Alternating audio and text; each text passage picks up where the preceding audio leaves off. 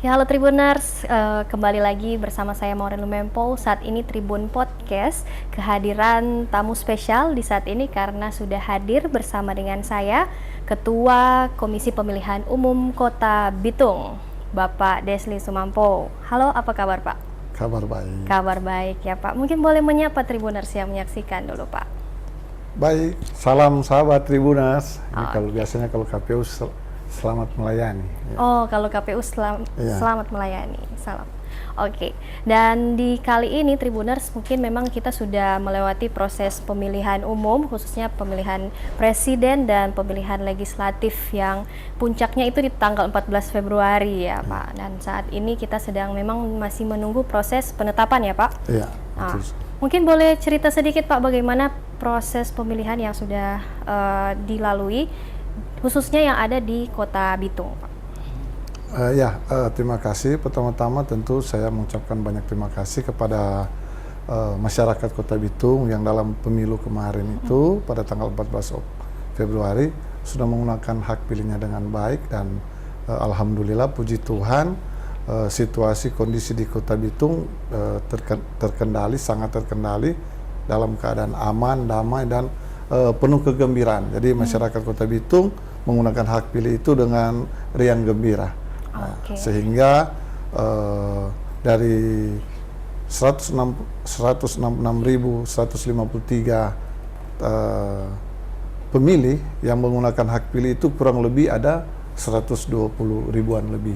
Jadi tentu partisipasi pemilih ada kemungkinan akan naik, nanti kita akan evaluasi sebentar. Tapi kami pastikan bahwa pemilih di Kota Bitung itu berjalan aman, lancar, tertib dan menggembirakan. Bisa dinikmati oleh semua masyarakat Kota Bitung. Baik, Pak. Nah, kalau misalkan mengenai dari tantangan terbesarnya Pak apa nih kalau di Kota Bitung? Khususnya yang membuat Kota Bitung mungkin untuk pemilihannya itu unik berbeda dengan daerah-daerah lain, Pak.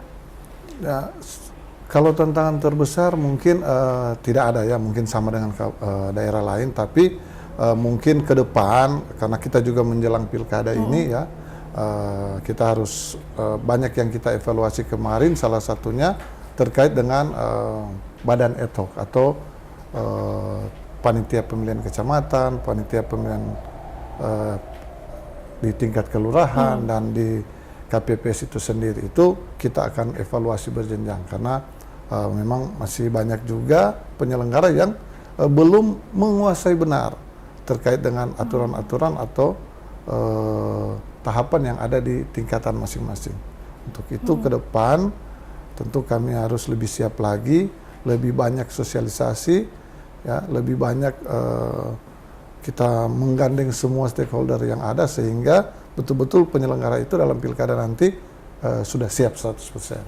Oke. Mungkin bisa lebih spesifik apa kira-kira Pak yang mungkin dapat dikembangkan lagi untuk persiapan menjelang pilkada ini, Pak? Ya, pertama karena dalam rangka pilkada ini tentu kami berharap, kami KPU Kota Bitung berharap itu partisipasi pemilih bisa meningkat lagi ya dari pemilu kemarin, dan tantangannya memang sangat besar. Untuk itu kami akan mengaktifkan semua potensi kami terutama di bagian sumber daya manusia dan sosialisasi partisipasi pemilih. Karena partisipasi pemilih ini sangat penting. Nah, itu salah satu kami akan melaksanakan untuk mendongkrak, ya kami akan melaksanakan launching pilkada. Untuk itu sementara ini kami sudah sementara melaksanakan sayembara maskot dan jingle pemilu. Nanti sementara itu akan di launching saat dimulainya tahapan pilkada, dan kami tentu dalam launching kami berharap itu bisa booming ya, dan bisa melibatkan semua stakeholder, karena sasaran kami selain masyarakat yang belum tahu terkait pilkada ini, tahapan pilkada ini, ya sasaran kami karena 45% di Kota Bitung itu adalah pemilih pemula. Ya, tentu salah satu contoh untuk menggairahkan pemilih pemula agar bisa tahu terkait dengan pilkada ini, ya kita akan mengundang salah satu artis nasional. Tapi artisnya itu siapa nanti kita akan bicarakan dengan tim dan pihak sekretariat dan juga pihak ketiga. Oke, baik Pak. Jadi itu ya kiat-kiat yang mau dilakukan untuk menggait pemilih, khususnya untuk pemilih pemula ya. Yang Ya, itu salah satu. Selain juga itu tentu ya kami harus bersinergi dengan semua stakeholder, terutama ya teman-teman media, baik itu media cetak, media elektronik, televisi dan sebagainya. Karena ya tanpa media juga pun ya tentu program, kegiatan, tahapan yang kami sudah rencanakan sebaik mungkin itu tidak ada faedahnya karena tidak ada pemberitaan. Ya, jadi media itu sangat penting dalam mempromosikan tahapan pilkada yang kami akan selenggarakan tersebut. Baik. Kalau dari KPU Kota Bitung sendiri untuk pemanfaatan teknologi ya atau mungkin media sosial, karena kan pemilih pemula sekarang sudah sangat aktif ya dengan media sosial. Apakah ada kiat-kiat khusus dari KPU Kota Bitung? Ya, memang sekarang ini kami lagi gencar melakukan sosialisasi lewat media sosial kami, baik itu IG, Instagram, Facebook, baru Twitter, ya semua. Karena media medsos kami juga terkoneksi langsung dengan media sosialnya KPU RI. Jadi itu salah satu upaya kami dalam rangka memberikan informasi terkait dengan tahapan dan jadwal yang sementara dan yang akan KPU Kota Bitung laksanakan. Baik. Nah, untuk tahapannya sendiri saat ini sudah masuk dalam tahapan seperti apa, Pak? Ya, untuk tahapan sendiri sesuai dengan PKPU nomor 2 tahun 2024, saat ini kami sudah mengumumkan terkait dengan sayembara jingle pemilu dan maskot pemilu, maskot pilkada untuk KPU Kota Bitung. Selanjutnya teman-teman kami juga dari divisi SDM dan partisipasi pemilih sedang melaksanakan BIMTEK terkait dengan perekrutan badan etok, baik dari PPK, PPS, Pantarli dan sekretariat yang ada di Kota Bitung. Untuk itu tentu kami berharap, kami menghimbau masyarakat bisa kalau memang belum ada informasi bisa datang langsung ke kantor KPU Kota Bitung untuk menanyakan atau mencari informasi terkait dengan perekrutan badan ad hoc tersebut. Ya. Untuk saat ini memang baru itu yang kami laksanakan ya, karena ini tahapan-tahapan awal kita dalam rangka pilkada serentak tanggal 27 November 2024. Untuk tahapan perekrutannya itu Pak, apakah kurang lebih sama dengan pemilu sebelumnya atau seperti apa Pak? Iya, memang sesuai dengan surat edaran yang kami terima itu, memang di situ dinyatakan bisa direkrut kembali atau bisa dilaksanakan evaluasi. Jadi tinggal kita melihat, kebetulan teman kami masih sementara mengikuti BIMTEK, mungkin setelah itu kita akan mengambil langkah-langkah yang tepat terkait dengan perekrutan badan etok ini. Oke, baik Pak.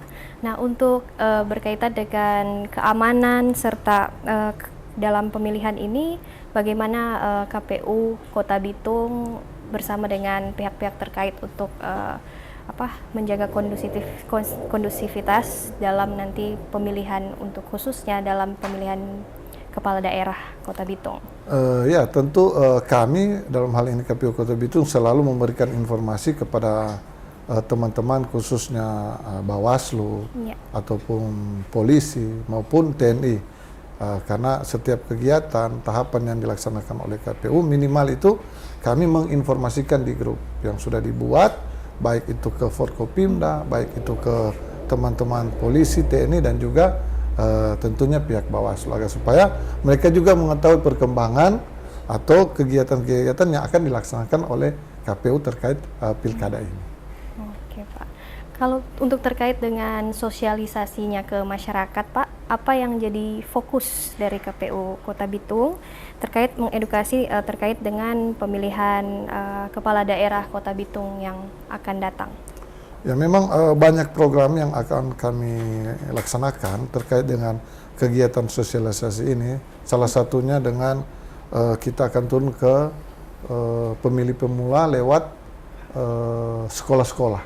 Ya, kita akan sosialisasi di sekolah-sekolah. Dan itu kita akan masifkan, kalau memang anggarannya cukup itu kita akan kalau boleh dijangkau semua SMA yang ada di Kota Bitung ini, itu yang kita akan gunakan. Selain itu juga tentu ada program kami terkait dengan relasi relawan demokrasi, yang di mana relawan demokrasi ini sangat penting dalam rangka mensosialisasikan semua kegiatan, tahapan, jadwal KPU yang belum bisa dijangkau. Contoh misalnya tukang-tukang ojek atau petani yang ada di kebun. Nah, ini yang relasi ini yang kurang akses, relasi inilah yang diharapkan mampu menjangkau mereka. Jadi memang di relasi itu ada sekitar kurang lebih ada 9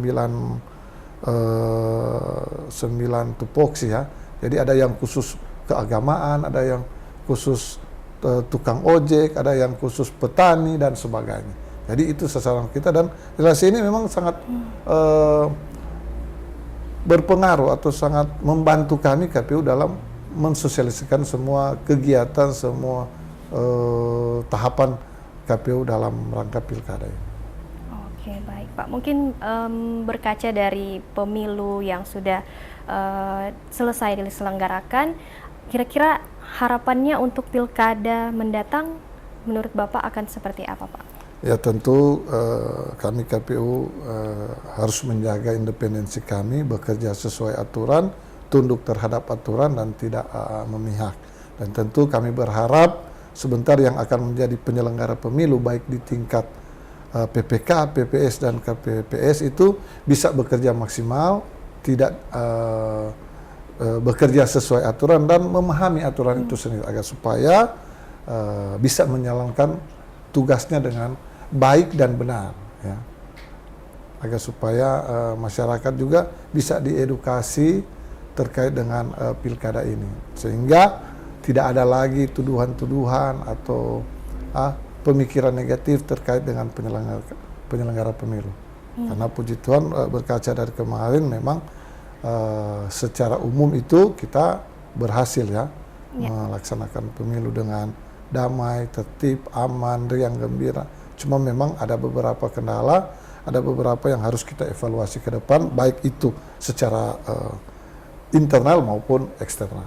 Baik Pak, untuk terkait dari kendala yang mungkin sebelumnya terjadi, itu biasanya apa Pak yang paling jadi yang paling menjadi perhatian dari Komisi Pemilihan Umum Kota Bitung? Pertama, kurangnya pemahaman terkait dari sisi aturan, itu yang pertama. Kedua, ya kita harus mengawasi lebih ketat lagi terkait penyelenggara kita yang di bawah, karena biar bagaimanapun kalau yang PPK, PPS ini masih rawan untuk disusupi lah, masih rawan untuk dipengaruhi ya. Ke depan tentu kita akan membuat ya integritas mereka lebih baik lagi. Selain itu mungkin ada langkah-langkah konkret dari KPU untuk mencegah ya kembali terjadinya hal-hal yang tidak diinginkan. Ya, kalau langkah-langkah konkret kami KPU sangat tegas. Jika ada penyelenggara pemilu, baik itu PPK, PPS, KPPS yang melakukan tindakan di luar aturan, ya tentu kami tidak segan-segan. Ya, kita memberikan, kalau memang terbukti ya kita memberikan punishment. Karena banyak juga penyelenggara pemilu ya yang kemarin kami pecat karena terbukti tidak bekerja secara berintegritas.